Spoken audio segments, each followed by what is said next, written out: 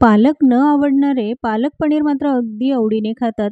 पालक पनीर बनवायचं म्हटलं, की पालक वेगळा शिजवून घ्या, मग पुन्हा थंड पाण्यात ठेवा, मिक्सरवरनं फिरवून घ्या, असं काहीही न करता आज आपण अगदी सोप्या पद्धतीने पालक वेगळा न शिजवता देखील अगदी रंग न बदलता तयार होणारा असा हा पालक पनीर बनवणार आहोत. मग चला बनवूया आजची ही रेसिपी. पण त्याआधी तुम्ही जर चॅनलवर नवीन असाल तर चॅनलला सबस्क्राईब जरूर करा. पालक पनीर बनवायचं म्हटलं की सगळ्यात महत्त्वाची भाजी म्हणजे पालकाची. तर एक जोडी पालकाची भाजी घेतली आहे. त्याचे पानं निवडून 2 ते 3 वेळा स्वच्छ धुवून घ्यायचे आहे. खूप जाड देठ असतील तर ते मात्र घेऊ नका. पालक आधीच धुवून नंतर चिरायचा आहे. चिरल्यानंतर पालकाची भाजी कधीच धुवू नये. त्यामुळे पालकामधले जे पोषक घटक असतात ते पाण्यासोबत निघून जातात. आता घेतला आहे मध्यम आकाराचा कांदा, तोही थोडासा जाडसर चिरून घ्यायचा आणि ही सगळी तयारी आधीच करून ठेवायची. कारण पालक असा वेगळा शिजवून घेण्याची गरज पडत नाही. त्यामुळे आधीच ह्या सगळ्या भाज्या चिरून घ्यायच्या आहे. एक मोठा टोमॅटो घेतला, तोही थोडासा जाडसरच कापून घेऊया. अगदी सकाळी घाई गडबडीमध्ये टिफिनसाठी सुद्धा तुम्ही या पद्धतीने पालक पनीर सहज बनवू शकता. पालक वेगळा वाफवून घ्यायचा, पुन्हा थंड पाण्यात ठेवायचा आणि मग त्याची पेस्ट करायची. ही सगळी प्रोसेस न करता अगदी सोप्या पद्धतीने पालक पनीर बनवला जातो. 1 इंच आलं घेतलं, त्याचेही असे काप करून घ्यायचे. मिरच्या घेतल्या आहे 6 ते 7. मी ज्या मिरच्या वापरल्या त्या तिखट आहेत. तुम्ही तुमच्या अंदाजाने कमी जास्तही घेऊ शकता. आता त्याचेही काप करून घेतले. यानंतर 7 ते 8 लसणाच्या पाकळ्या घ्यायच्या आहेत. त्यानंतर पाव किलो यासाठी पनीर घेतलं. तुम्ही तुमच्या आवडीनुसार यामध्ये अजूनही जास्त पनीर वापरू शकता. पनीरचे थोडेसे जाडसरच तुकडे करायचे, खूप पातळ करायचे नाही. त्यामुळे भाजीमध्ये हे पनीरचे तुकडे अगदी शेवटपर्यंत असेच राहतात, ते तुटत नाही. क्रीमी फ्लेवर यावा म्हणून 7 ते 8 तुकडे घेतले आहेत काजूचे. आता ही सगळी तयारी झाली, लगेचच फोडणी करून घेऊ. कढईमध्ये 2 चमचे तेल घालून घेतलं आहे. 1 चमचा जिरे, आलं, लसूण, हिरवी मिरची, त्याचसोबत घातले आहे काजू. इथे जे काजू वापरले ते साधेच आहे, भिजवलेले काजू वापरलेले नाही. 5 मिनिटं कमी आचेवर हे चांगलं परतवून घेतलं. थोडासा रंग बदलेपर्यंत आपल्याला हे छान परतवून घ्यायचं आहे. त्यानंतर कांदा, टोमॅटो हे सगळं घालायचं आणि परत एकदा हे छान परतवून घ्यायचं. कांदा आणि टोमॅटो मऊ होईपर्यंत परतवून घ्यायचं आहे. त्यासाठी यावर ठेवायचं आहे झाकण. 2 मिनिटं मध्यम आचेवर एक वाफ काढून घ्यायची.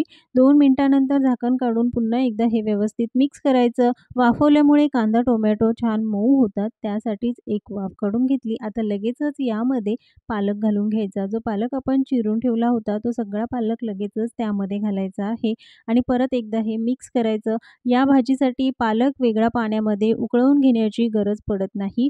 आपण जे कांदा, टोमॅटो व्यवस्थित परतवून घेतले, त्यावरच ही भाजी घालून तीही 2 मिनिटं चांगली परतवून घेऊ. परतवून झाली की पालकाची भाजी आहे त्याला पाणी सुटतं, त्यामुळं वेगळं पाणी घालण्याची गरज पडत नाही. आता यावर देखील झाकण ठेवायचं आहे आणि परत एकदा एक वाफ काढून घेऊ, म्हणजे पालकाची भाजी ही व्यवस्थित शिजली जाते. गॅस बंद केल्यानंतर हे मिश्रण पूर्ण थंड होऊ द्यायचं. थंड झालं की मिक्सरच्या भांड्यामध्ये घालून त्याची पेस्ट करायची आहे. तर सगळं मिश्रण एकसोबतच मिक्सरच्या भांड्यामध्ये घालून घेऊ आणि त्यामध्ये थोडंसं पाणी घालायचं, म्हणजे अगदी फाईन पेस्ट तयार होईल. 5 ते 6 चमचे यामध्ये पाणी घालून घेतलं. मिक्सरवरनं अगदी बारीक ही पेस्ट करून घ्यायची. मिक्सरवरनं फिरवताना जर वाटलं की मिश्रण खूप घट्टसर आहे, तर पुन्हा त्यामध्ये थोडंसं पाणी घालायचं आणि अगदी फाईन ही पेस्ट करून घ्यायची. रंग बघाल तर अगदी सुरेख असा हिरवा रंग आहे. मसाल्यामध्ये पाव चमचा हळद, अर्धा चमचा लाल तिखट, अर्धा चमचा धने जिरे पावडर, अर्धा चमचा गरम मसाला, पाऊण चमचा सब्जी मसाला किंवा किचन किंग मसाला यापैकी कोणताही एक मसाला वापरू शकता. आता ही सगळी पूर्वतयारी झाल्यानंतर लगेचच फोडणी करायची. कढईमध्ये 3 चमचे तेल घालून घेतलं आहे. 1 मोठा चमचा बटर घातलं. बटर घालणं अगदीच ऑप्शनल आहे. तुम्हाला आवडत असेल तर घाला, नाही घातलं तरी चालेल. हे चांगलं गरम झालं की गॅस कमी आचेवर ठेवायचा. अगदी 1 सेकंदासाठी हे मसाले चांगले परतवून घेतले की लगेचच त्यामध्ये आपण जी पेस्ट करून घेतली तीही घालून घ्यायची. मसाले खूप जास्त वेळ तेलावर परतवू नका, नाहीतर ते लगेच जळायला लागतात आणि त्याचा फ्लेवर मात्र भाजी खाताना जाणवेल. यामध्ये तुम्हाला भाजी किती पातळ हवी त्यानुसार पाणी घालून घ्यायचं. भाजी थोडीशी घट्टसरच असते, त्यामुळे अंदाजाने पाणी घाला. चवीनुसार मीठ घालून घेतलं की यावर झाकण ठेवायचं. 5 मिनिटं मध्यम आचेवर छान उकळवून घेतलं. आता यामध्ये घालायचं आहे पनीर, पण वेगळं असं फ्राय करून घेतलेलं नाही. साधंच पनीर मी भाजीमध्ये वापरलं आहे. तुम्हाला हवं असेल तर वेगळं फ्राय करूनही घेऊ शकता. वेगळं फ्राय करून पनीर भाजीमध्ये वापरल्यामुळे ते थोडंसं चिवट होतं. सगळ्यात शेवटी यामध्ये कसुरी मेथी घालायला विसरू नका. तर अर्धा चमचा कसुरी मेथी हातावर थोडीशी कुस्करून नंतर भाजीमध्ये घाला.